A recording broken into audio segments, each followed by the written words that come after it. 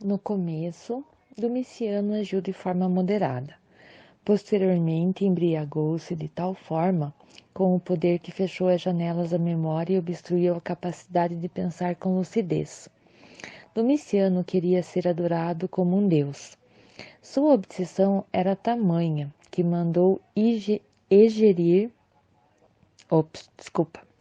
erigir imagens de ouro e prata do Capitólio romano. Jesus, o Filho de Deus, foi tão desprendido do poder que se prostrou aos pés dos seus discípulos homens e os lavou. Domiciano, um simples mortal, queria que os homens se prostrassem aos seus pés. Que contraste! Somente as pessoas pequenas anseiam ser maiores que as demais.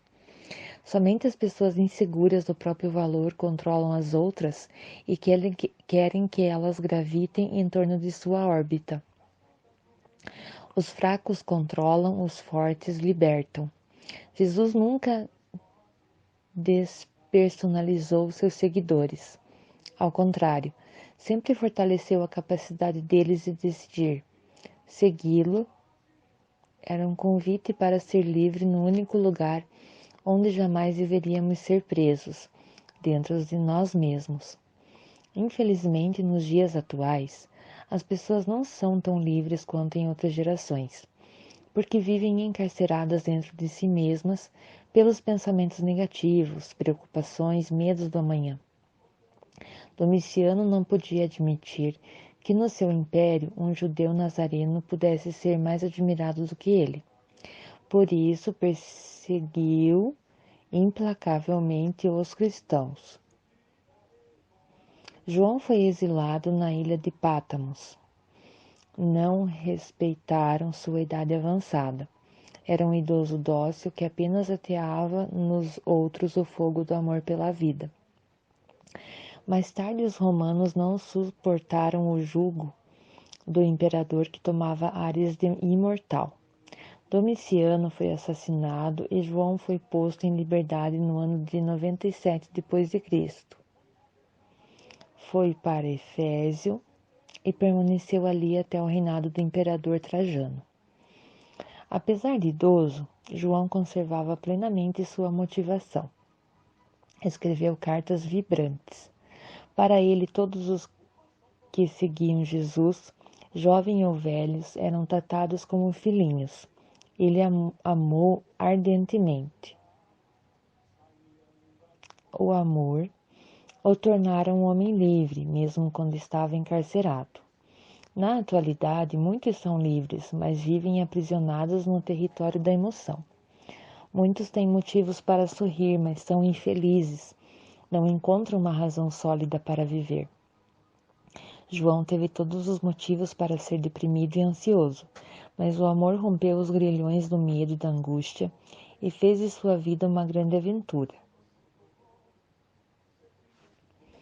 Quem não ama envelhece precocemente no corpo e na emoção. Torna-se insatisfeito, um especialista em reclamar. Mais de 60 anos haviam se passado desde a morte de Jesus Cristo. Era tempo suficiente para apagar a memória e o entusiasmo de João, mas o amor que sentia pelo Mestre da vida era uma fonte misteriosa de rejuvenescimento. Sua vida se tornou um canteiro de sonhos, mesmo tendo passado pelo pesadelo da solidão e das perseguições. Pedro aprendeu a valorizar mais as pessoas do que a si mesmo. Errou muito e amou mais ainda. A tolerância irrigava sua alma. Presenciou algumas dissensões entre os discípulos, mas aprendeu a agir com amabilidade e inteligência. Os confrontos entre os discípulos relatados no livro dos Atos e nas cartas aos Coríntios e aos Gálatas têm grande significado para a pesquisa psicológica. Indicam que eles eram normais e não sobrenaturais, que aprenderam a dialogar e a superar com sabedoria suas dificuldades. Na carta aos Gálatas, Paulo comenta que ele e Pedro tiveram um desentendimento, mas os dois se amavam. Aprenderam com Jesus que a grandeza de um ser humano está na sua capacidade de se fazer pequeno, de ouvir sem medo e preconceito que está no secreto dos outros. No final da sua vida, Pedro mostrou, entre umas de suas cartas, uma afetividade impressionante para com Paulo, revelando que nenhuma cicatriz ficou de seus atritos. Ele o chama de amado irmão Paulo, evidenciando uma habilidade de superação de divergências raras nos dias atuais. Nada é tão carinhoso e terno como com essa expressão. Pedro saiu de Jerusalém e foi exalando por onde passava o perfume do mestre do amor.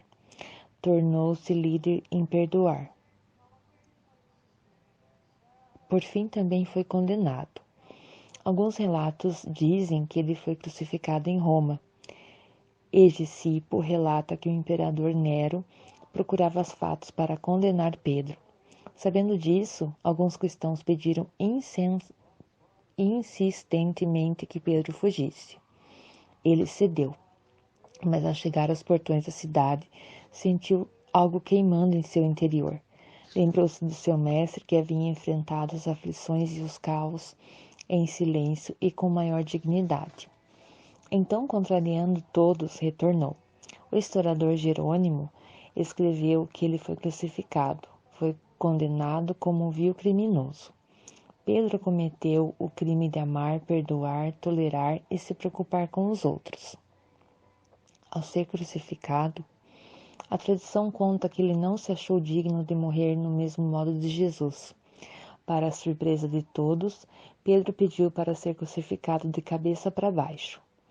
É possível e provável que no momento da crucificação, Pedro tenha olhado para dentro de si e encontrado os olhos sublimes de Jesus acolhendo, como fizera no pátio de Sinédrio. Agora, ele não tinha vergonha de si, pois não o estava negando, mas dizendo ao mundo inteiro que amava Jesus Cristo. O medo se dissipou, o amor prevaleceu. Enquanto morria, Pedro sonhava o maior dos sonhos. Sonhava que ele e o mestre da vida nunca mais se separariam.